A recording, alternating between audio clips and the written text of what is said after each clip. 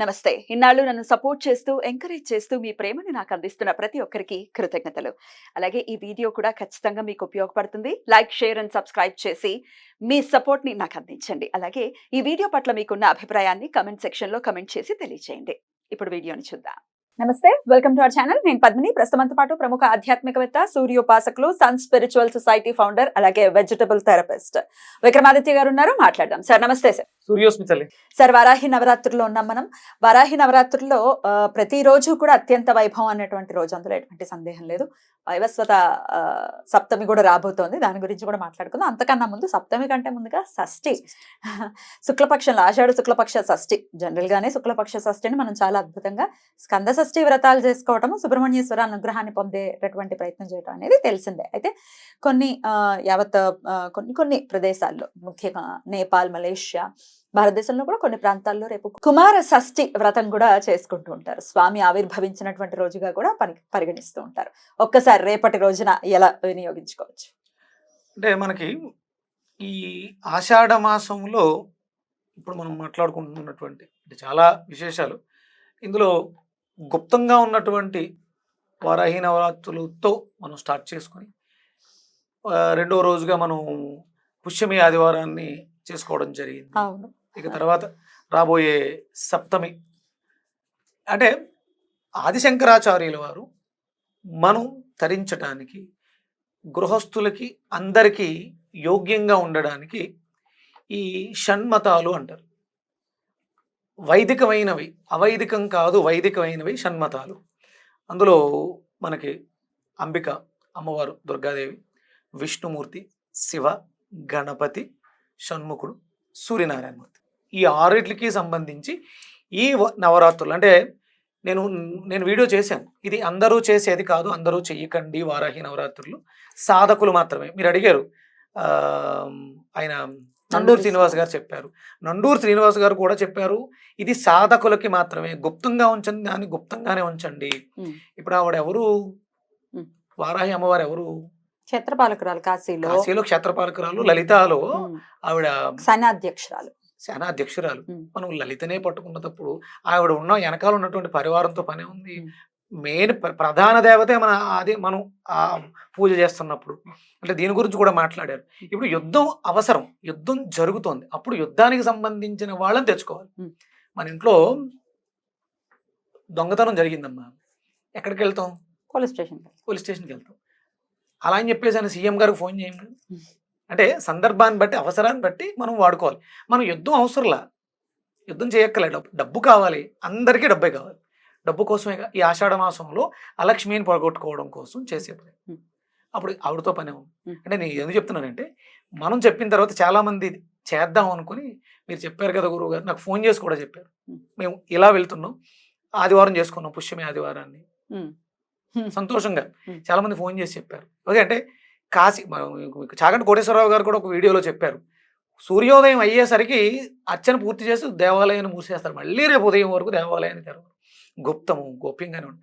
ఇవి కొన్ని మనం చేసుకోవడానికి. అందుకనే ఆదిశంకరాచార్యుల వారు, ఆది గురువు, మనకి ఇంత ఆలోచించి కేవలం ఈ షణ్మతాలు మాత్రమే, ఆ షణ్మతాలలో మనకి ఇప్పుడు ఈ ఆషాఢ మాసంలో మేము చేయలేకపోయామని బాధపడక్కర్లేదు. సుబ్రహ్మణ్యేశ్వర స్వామి షష్ఠి తిథిని ఉపయోగించుకుని, సుబ్రహ్మణ్యుణ్ణి అమ్మవారు మనకి ఇచ్చిందిగా మన కోసమే, ఆయన సైన్యాధికారి కదా, ముందుండి నడిపిస్తాడు. మనలో విక్రమత్వం, మన కుటుంబాన్ని నడిపించుకోవడానికి లీడర్షిప్ క్వాలిటీస్ ఆయన ఇస్తాడు. ఇవి చేసుకుందాం. ఏం చేద్దాం మరి? ఏం చేయమంటారు? షష్ఠిని పురస్కరించుకుని, అంటే చాలా మంది జంట నాగులకి పాలు పోయటం, ఆ జంట నాగుల దగ్గర నువ్వులు, బెల్లం, చిమ్మిలిని పెట్టడం, వడపప్పు, ఇలాంటివన్నీ. అంటే మనలో ఉన్నటువంటి కుండలిని శక్తిని నిద్ర లేపడానికి చేసే కార్యక్రమాలు ఇవన్నీ. ఆ మంత్రోచ్చారణ జరగడం ద్వారా మనలో ధైర్య సాహసాలు పెరుగుతాయి. రావి చెట్టు మొదట్లో మనకి శిలలు ఉంటాయి కదా, దేవాలయాలకు వెళ్దాం, మనం పనిగట్టుకుని చేయాల్సిన, అక్కడ ఉన్నటువంటి నవగ్రహాల్లో ఉన్నటువంటి కుజుడు దగ్గర దీపం పెట్టడం, కుజుడికి కందులు నివేదన చేయటం, వీలైతే ముందు శుద్ధ జలంతో అభిషేకం చేసి తర్వాత కుంకుమ నీళ్లతో అర్చన అభిషేకం చేయడం, మళ్ళీ దాన్ని శుభ్రంగా కడిగి భక్తి శ్రద్ధలతో ఆయనకి వస్త్రాన్ని, ఎర్రటి వస్త్రాన్ని అలంకరించటం, దీపం పెట్టుకుంటాం, అష్టోత్తరం, కుజ అష్టోత్తరం చదువుతాం. అలాగే రావి చెట్టు దగ్గర ఉన్నటువంటి జంట నాగులకి పాలు పోయటం, అది రావి చెట్టు చుట్టూ ప్రదక్షిణ చేయటం. అక్కడ కూడా కుజుడికి సంబంధించినటువంటి స్కందాయన మహా, గుహాయన మహా, షణ్ముఖాయన మహా, పాలనేత్ర సుతాయన, ప్రభవేన మహా, కుమార గురవైన మహా అష్టోత్తరం ఉందిగా, కుజ అష్టోత్తరాన్ని చదువుకోవటం. ఇవి సరిపోతాయి కదమ్మా, తప్పకుండా చెయ్యాలి. ఇంకొకటి అంటే కుజుడు మనకి ఏం చేస్తాడంటే 6వ ఇంటిని సూచిస్తూ ఉంటాడు. ఏది మన కాలపురుష చక్రంలో అష్టమ స్థానం ఆయన, కానీ 6వ ఇల్లు అనేది మనం దైనందిన జీవితంలో డైలీ లైఫ్ దినచర్యలు, సూర్యోదయానికి పూర్వమే లేవటం, దంతధావనం చేయటం, ఇవన్నీ కూడా ఆయన నిర్దేశిస్తాడు. ఎవడైతే పర్ఫెక్ట్గా ఒక టైమింగ్ ప్రకారం ఇవన్నీ చేసుకుంటూ వెళతారో వాళ్ళ జీవితంలో లోటు ఉండదు. ఇవి మనం అలవాటు చేసుకోవాలి. అంటే కుజుడు గురించి మాట్లాడుతున్నాను అంటే 6వ ఇల్లు ఆయింది కాబట్టి, ఆయన ఆ ఇంట్లో చిత్తా నక్షత్ర రూపంలో ఉన్నారు కాబట్టి ఇవి మనం అలవాటు చేసుకోవాలి. ప్రతిదీ అలా దైనందిన జీవితంలో అలవాటు అయిపోయి ఉండాలి. తప్పకుండా. సో ఆ రోజు పొద్దున్నే వెళ్ళి అభిషేకాది కార్యక్రమాలు చేయమంటారా? మనం అంటే ఇప్పుడు సుబ్రహ్మణ్యేశ్వర దేవాలయాలు ఉన్న చోటకు వెళ్ళి అభిషేకం చేయించుకోవచ్చు. మరి సుబ్రహ్మణ్య దేవాలయాలు లేవు మనకి. ప్రతి శివాలయంలోనూ ఎడమ పక్కన గణపతి ఉంటారు. అంటే మనకి ఎడమ వైపున గణపతి ఉంటారు, కుడి వైపున సుబ్రహ్మణ్య. ఖచ్చితంగా పరివారం ఉంటుంది, పరివారం కంపల్సరీ ఉంటుంది. అక్కడ అభిషేకం చేయించుకోవచ్చు. లేదు లోపల స్వామికి పరమేశ్వరుడికి మంగళవారం షష్ఠి రోజు గురువారం అసలు ఇంకా అంటే ఆయన అక్కడ ఉన్నది పరమేశ్వరుడు దక్షిణామూర్తి స్వరూపుడై ఉన్నాడు అనుకుని గుడికి అభిషేకం చేయించి బయటకు వచ్చిన తర్వాత ఈయనకి దీపం పెట్టి నమస్కారం చేసుకోవడంతో కుటుంబం శివ పరివారం ఎక్కడ ఉన్నారు, పార్వతీ పరమేశ్వరులు శివ కుటుంబాన్ని దర్శించుకోవటం, అర్చన చేయటం. ఇక ఆ కుటుంబం యొక్క ఆశీస్సులు ఏ ఒక్క మూర్తియో కాదు, యావత్ కుటుంబం యొక్క ఆశీస్సులు మన మీద ఉన్నాయంటే అమ్మవారు, గణపతి, సుబ్రహ్మణ్యేశ్వరుడు, పరమేశ్వరుడు అనుగ్రహం మన మీద ఉందంటే ఇంకంతకు మించి ఇంకేం కావాలమ్మా. తప్పకుండా. ఇక సుబ్రహ్మణ్యేశ్వర స్వామి అసలు దర్శనం మాత్రం చేతనే సంతుష్టుడైపోతాడు. మనం ఏమి చేయక్కర్లేదు, జస్ట్ వెళ్ళి ఆయన చూస్తే అసలు ఆ రూపాన్ని చూస్తుంటే మనం కళ్ళు కూడా తిప్పుకోలేము, అంత అందమైన స్వరూపం. కాబట్టి స్వామికి దర్శనం చేసుకోవటం, మన హైదరాబాద్ లో మన అదృష్టవంతులు స్కందగిరి ఉంది, చాలా అద్భుతంగా అక్కడ క్రతువులు జరగడం, చాలా వైదికంగా జరగడం అనేది మనందరికీ తెలిసింది. సో దర్శనమైన అట్లీస్ట్ చేసుకోవటం శ్రేయస్కరం అనుకోవచ్చా? 100% నమ్మా. అంటే ఈ కలియుగంలో స్మరణాత్ నామస్మరణ చేస్తూ దర్శనం ఇంకొంచెం ఉన్నతమైనటువంటి ఫలితాలు ఇస్తుంది. అలాగే వీలుంది, అవకాశం ఉంది, మంచి తిథి కదా, ఆషాఢ మాసం కదా, వారాహి నవరాత్రులు జరుగుతున్నాయి కదా, గుప్త నవరాత్రులు జరుగుతున్నాయి కదా, వీలైతే ఇది ముందే పడుతుంది కదా, అరుణాచలం వెళ్ళి గిరి ప్రదక్షిణ చేస్తే ఆయన దక్షిణామూర్తి అయి స్వామివారు, ఇక షష్ఠి తిథి రోజు స్వామి చుట్టూ ప్రదక్షిణ చేస్తే ఆర్థిక సమస్యలకి ఒక వెసులుబాటు దొరుకుతాం. అంటే ప్రదక్షిణ చేసేయండి 14 కిలోమీటర్లు పూర్తి అయిన వెంటనే మీ అప్పులు తీరిపోతాయి కాదు. అంటే మనం అలా పెడుతుంటాం thumbnails. కాదమ్మా, మీరు ఈ దీపం వెలిగించండి కోటీశ్వరులు అయిపోతారు. నేను చూసేపోతాడు ఈ స్తోత్రాన్ని వింటే కోటీశ్వరులు అయిపోతారు. అప్పుడు ఎవరైతే దాన్ని తయారు చేసేసుకున్న వాళ్ళు వినేసి దాచేసుకుంటాం, బయటకు చెప్పం.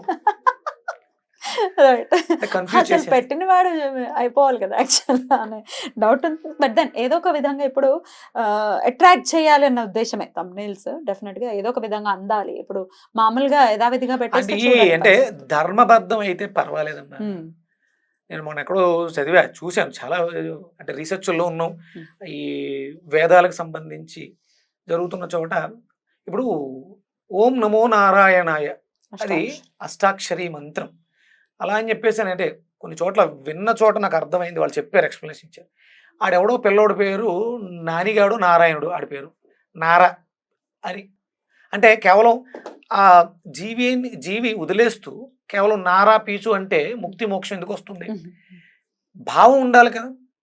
నారాయణ అంటే స్వామి, నారాయణ అంటే ఇక్కడ వ్యక్తి, వీడు దేవుడు ఎందుకు అవుతాడు?